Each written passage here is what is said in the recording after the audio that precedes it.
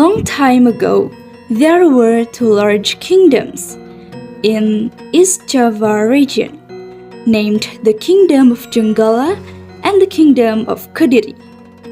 The Kingdom of Jenggala was led by King Jaya Negara, and the Kingdom of Kediri was led by King Jayangrana. To unite the two countries and avoid war, the two kingdoms established a marriage bond between Panji Asmarabangun, son of the King of Jenggala, and Dewi Sekartaji, daughter of the King of Kediri. One day, the Jenggala kingdom was attacked by an enemy. During the battle, Dewi Sekartaji fled from the palace. She disguised herself as a village girl and lived with a widow and her three daughters, named Klenting Abang, Klenting Ijo, and Klenting Biru. Dewi Sekartaji was adopted as a child of this family and given the name Klenting Kuning. I hope you feel at home here. You guys get along. Okay, thank you for adopting me. But Klenting Kuning was not treated well. Every day, she was told to do housework, such as washing, cooking, and cleaning the house. Her three stepsisters were very lazy, and they usually just told her to do their chores. Klenting Kuning, wash my clothes. Wash my scarf too. Hahaha, you just hitchhiking. You should realize yourself. Okay, sisters. Eventually, the Jenggala kingdom was saved. Panji had succeeded in defeating his enemies who attacked him. But he was sad because Dewi Sekartaji had left the palace. Where is she? I miss her. He was determined to look for her. He told the guards to find the whereabouts of Dewi Sekartaji. After a while, a bodyguard reported that he had met a girl who looked like Dewi Sekartaji in a village. Majesty, I see there is a same girl as Dewi Sekartaji in Dadapan village. Let's find her. Panji Asmarabangun went to Dadapan village. This village was located next to the village where Klenting Kuning lived. He lived in Mbok Randa's house, became Mbok Randa's adopted child, and disguised himself as Ande Ande Lumut, who was looking for a wife. Bo, I'm looking for Dewi Sekartaji. May I stay here for a while? I will claim to be Ande Ande Lumut who is looking for a wife. Yes, Prince, it will be my pleasure. News about Ande Ande Lumut looking for a wife spread around town, and Klenting Abang, Klenting Ijo, and Klenting Biru dressed as beautifully as they could to propose to Ande Ande Lumut. They didn't forget to wear good clothes. I'm a pretty? Yes, you are. What about me? Is my hair red? We're already pretty, but let's see who gets selected.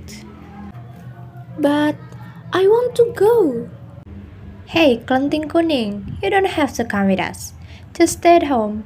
Just finish your housework. You don't deserve to come with us. We're not on the same level. You won't be chosen either. Go to the river and wash all our dirty clothes. They departed, and Klenting Kuning went to the river to wash the dirty clothes right away.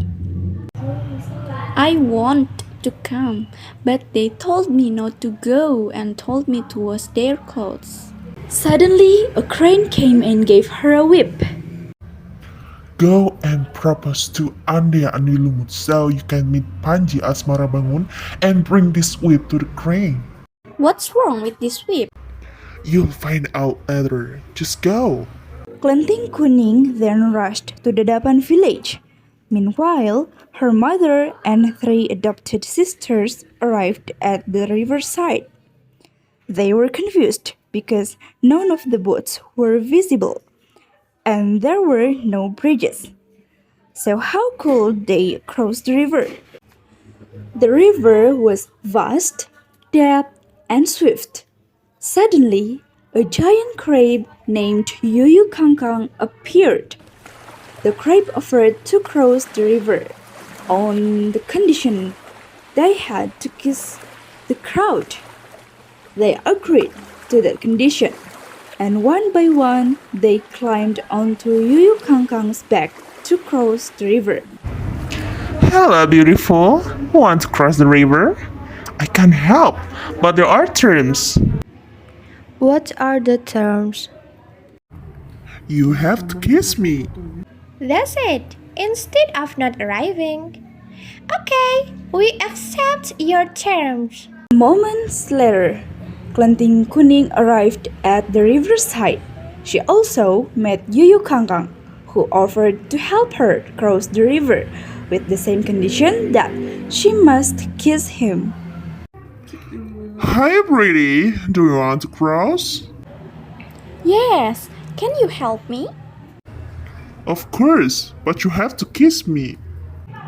No, I don't want to kiss you. That's alright. Klenting Kuning rejected the requirement and forced Yuyu Kangkang to help her without his conditions met. Yuyu Kangkang did not want to help Klenting Kuning. Klenting Kuning lost her patience. She pulled out the whip into the crane and struck the river. Immediately, the river water receded. What do you mean? Alright, I'll help you, but give me back this river water. Okay. Yuyu Kangkang was scared. Finally, he agreed to help Klenting Kuning cross the river. Klenting Kuning immediately went up onto Yuyu Kangkang's back and go to the other side of the river. Her mother and 3 stepsisters arrived first at Mbok Randa's house. One by one, Klenting Abang, Klenting Ijo, and Klenting Biru showed their beauty to Ande Ande Lumut. Hey Andy, I'm a pretty. Just pick me. No way. I know you have kissed you, Kang Kang. Just be with me. I didn't kiss you, Kangkang. I'm the only one who was not kissed. Choose me. You are all lying. I saw you all kiss you, Kang Kang. However, none of them was chosen because they had kissed Yuyu Kangkang. A few moments later, Klenting Kuning arrived at Mbok Randa's house.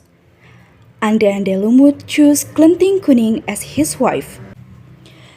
Because he knew that Klenting Kuning was Dewi Sekartaji and she was the only woman who had not kissed Yuyu Kangkang.